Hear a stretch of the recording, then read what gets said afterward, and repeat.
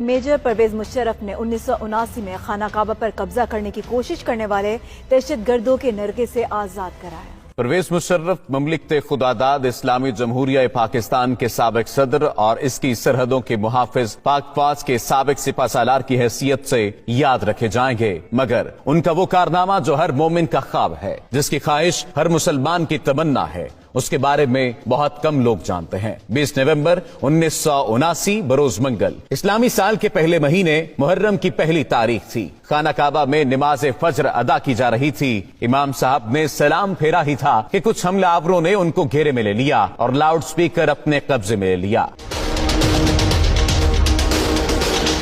اس وقت حرم شریف میں ہزاروں نمازی موجود تھے۔ حرم شریف کے ان حملہ آوروں کا سرغنہ 27 سالہ محمد بن عبداللہ القحطانی تھا، جس نے 4 سال تک مکہ یونیورسٹی میں اسلامی قانون کی تعلیم حاصل کر رکھی تھی۔ اس نے لاؤڈ سپیکر پر اعلان کیا کہ وہ اس صدی کا امام مہدی ہے، میرے ہاتھ پر سب لوگ بیعت کریں۔ He told a certain person to stand up and called him to the microphone and he said, "O Muslims, this is your Mahdi.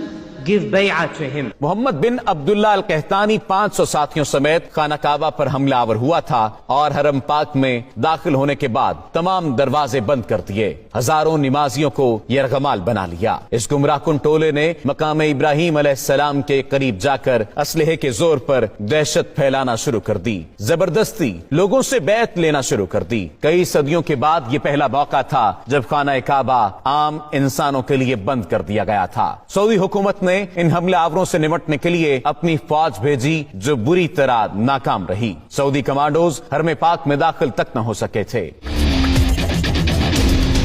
یہ خبر جنگل میں آگ کی طرح پوری دنیا میں پھیل گئی کہ خانہ کعبہ پر دہشت گردوں نے قبضہ کر لیا ہے۔ یہ سن کر مسلم امہ میں غم و غصے کی لہر دوڑ گئی۔ اس وقت خانہ کعبہ کو نقصان پہنچائے بغیر دہشت گردوں کا خاتمہ ممکن نہیں تھا، کیونکہ سعودی فوج ایسی مہارت نہیں رکھتی تھی۔ اس وقت سعودی حکومت کا فرانسیسی حکومت کے ساتھ دفاعی معاہدہ بھی تھا، لیکن فرانسیسی کمانڈوز غیر مسلم ہونے کی وجہ سے خانہ کعبہ میں داخل نہیں ہو سکتے تھے۔ تب سعودی فرمانروا شاہ خالد نے خانہ کعبہ کے دفاع کے لیے پاکستانی حکومت سے رابطہ کیا اور کہا کہ پاک فوج بیت اللہ کا دفاع کرے۔ اس وقت جنرل ضیاء کی حکومت تھی اور پاک فوج تو پہلے ہی بیت اللہ کے تحفظ کے لیے تیار بیٹھی تھی۔ SSG کے کمانڈوز پر مشتمل ایک خصوصی دستہ ترتیب دیا گیا اور اسے حرم پاک کی پاسبانی کے لیے سعودی عرب روانہ کیا گیا۔ SSG کے ان کمانڈوز کی قیادت ایک میجر کو سونپی گئی، اس کا نام میجر پرویز مشرف تھا۔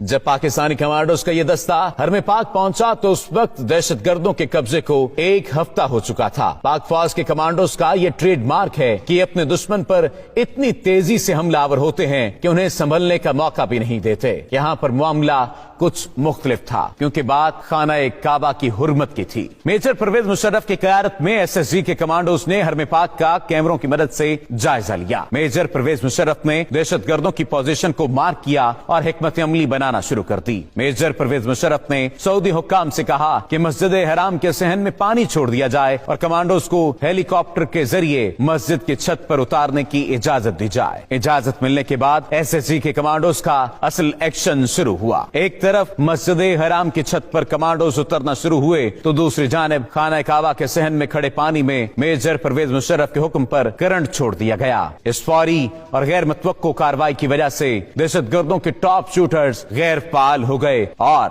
SSG کے کمانڈوز کے سنائپرز نے فضا سے ہی دہشت گردوں کو نشانہ بنانا شروع کر دیا۔ جو ہی SSG کمانڈوز کی پوزیشن مضبوط ہوئی، صحن میں چھوڑی گئی بجلی بند کر دی گئی اور کمانڈوز بجلی کی تیزی کی طرح دہشت گردوں پر جھپٹے، انہیں قابو کر لیا۔ زندہ بچ جانے والے حملہ آوروں کو گرفتار کر لیا گیا۔ دہشت گردوں کا سرغنہ محمد بن عبداللہ القحطانی اسی آپریشن کے دوران پاک فوج کے کمانڈوز کی گولیوں کا نشانہ بن گیا تھا۔ میجر پرویز مشرف کی ذہانت اور SSG کمانڈوز کی دلیری کی وجہ سے کم نقصان ہوا اور دہشت گردوں کے مذموم عزائم کو خاک میں ملا دیا گیا۔ یہ وہی میجر پرویز مشرف تھا جو بعد میں پاک فوج کا سپہ سالار بنا اور پاکستان کے صدر کا عہدہ بھی سنبھالا۔ اسی وجہ سے آج تک سعودی حکومت پرویز مشرف کی عزت و توقیر کرتی ہے اور ان کے لیے خانہ کعبہ کا دروازہ کھولا جاتا ہے۔ سعودی حکومت سمیت پوری مسلم امہ پرویز مشرف کی شجاعت اور بہادری کی